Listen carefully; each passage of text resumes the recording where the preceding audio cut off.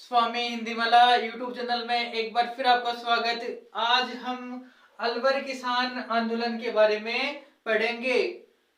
अब तक जितने भी आंदोलन हुए थे वो सारे जागीर भूमि पर हुए थे, जबकि यह आंदोलन खालसा भूमि पर हुआ। खालसा भूमि यानी कि ऐसी भूमि जिस पर राजा का सीधा नियंत्रण होता था, जबकि जागीर भूमि पर जागीरदारों का नियंत्रण होता था। यानी कि किसान जागीर भूमि के अंतर्गत जागीरदारों को कर देते थे, लेकिन अलवर किसान आंदोलन जागीर भूमि पर न होकर खालसा भूमि पर हुआ, क्योंकि अलवर राज्य की लगभग 80% भूमि ये खालसा भूमि के अंतर्गत आती है, और जबकि 20% भूमि ये जागीर भूमि पर आती है। इसी वजह से यहाँ जागीरदारों की संख्या बहुत कम थी।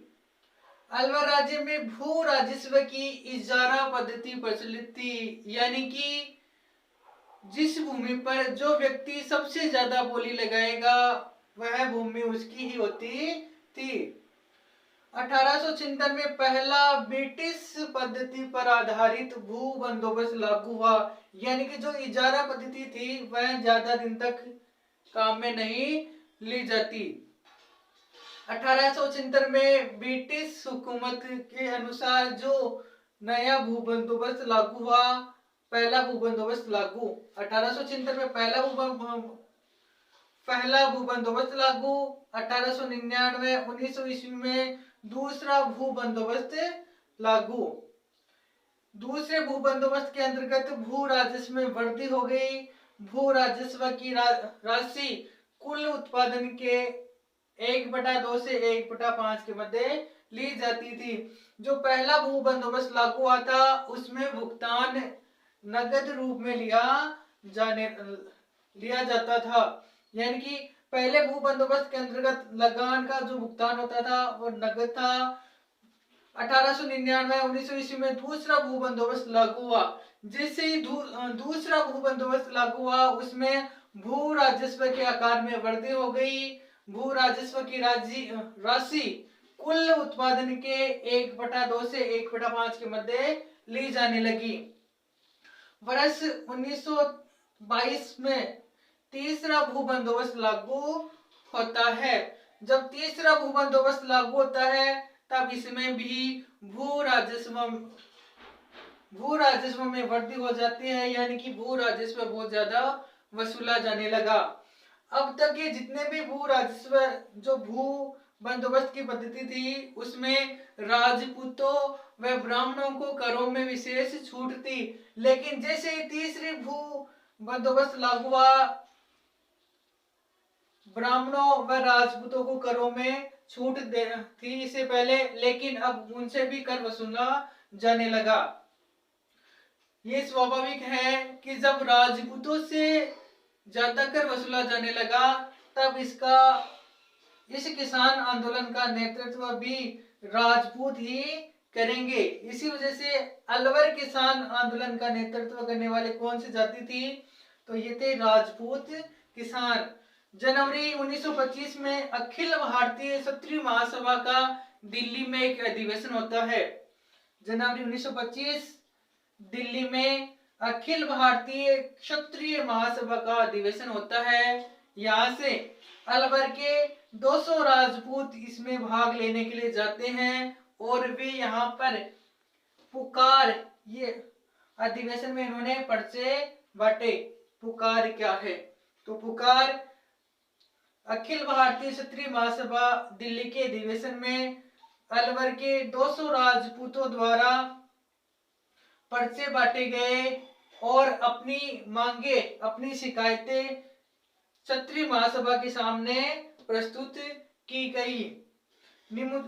फिर यहाँ से आने के बाद में निमुचना गांव में किसान इकट्ठे होते हैं। जांच आयोग का गठन किया जाता है अलवर के महाराजा के द्वारा।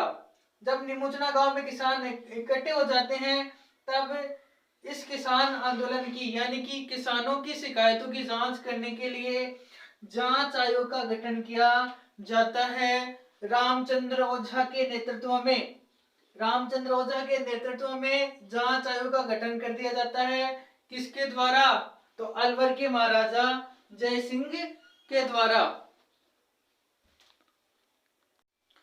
अलवर के महाराजा जय सिंह ने रामचंद्र ओझा के नेतृत्व में जो आयोग बनाया था वह 7 मई 1925 को निमुचना पहुंचता है।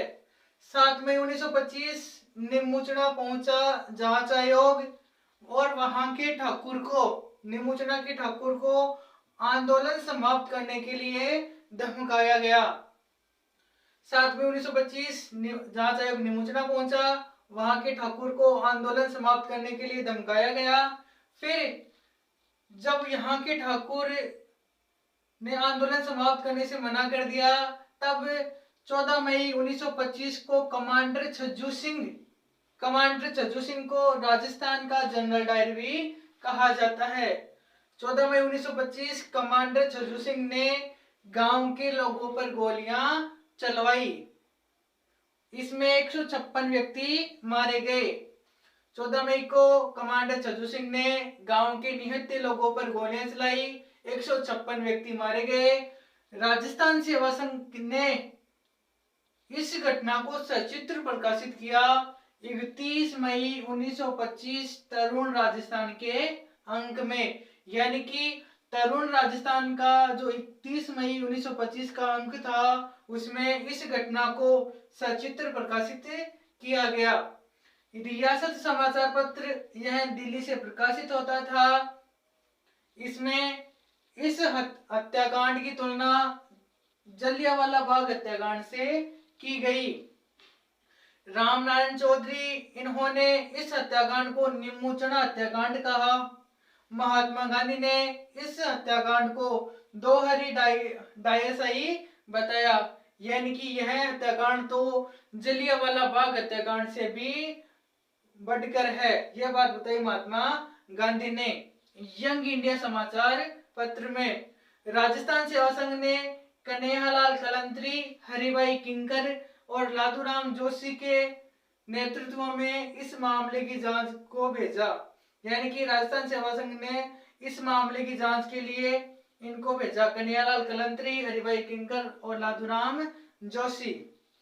राष्ट्रीय स्तर पर भी एक समिति का गठन किया गया जिसका अध्यक्ष बनाया गया मणिलाल कोठारी को और इसका सचिव बनाया गया रामनारायण चौधरी को। अलवर के महाराजा निमुचना हत्याकांड की जांच के लिए एक आयोग का गठन करते हैं जिसके सदस्य हैं छज्जू सिंह, लाला रामसैन और सुल्तान सिंह। यानी कि इन सदस्यों के नेतृत्व में अलवर के महाराजा जय सिंह ने निमुचना हत्याकांड की जांच करने के लिए एक आयोग बनाया।